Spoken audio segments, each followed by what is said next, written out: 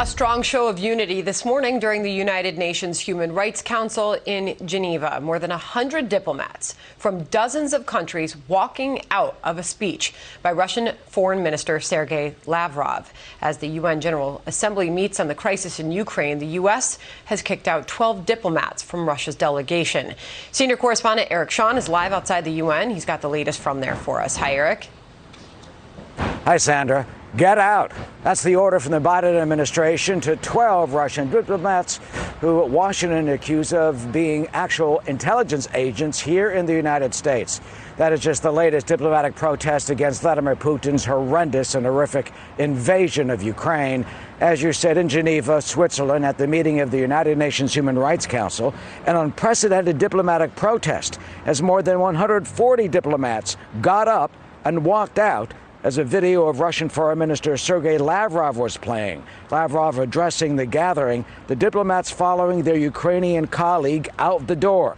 Lavrov accusing the European Union of anti-Russian behavior, saying they supplied lethal weapons to Ukraine. This all comes as the United Nations General Assembly itself is expected to vote tomorrow to condemn Russia for the invasion and call on Moscow to end the war. The draft resolution, obtained by Fox News, says in part, recognizing the Russian Federation's military operation inside the sovereign territory of Ukraine are on a scale that the international community has not seen in Europe in decades, and that urgent action is needed to save this generation from the scourge of war. The Ukrainian ambassador here says the very survival of his country is at stake, and he called on Putin to kill himself, just like Adolf Hitler did in his bunker in Berlin in 1945 as Russian forces closed in. He said Putin is threatening world peace and democracy. If we fail to respond now, we will face much more than criticism. We will face oblivion. It must not happen. Now it is time to act, time to help Ukraine.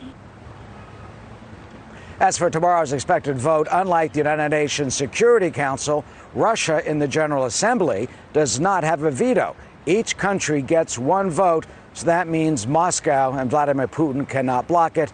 We expect Russia to be overwhelmingly condemned tomorrow. This as there's a protest going on a few blocks away.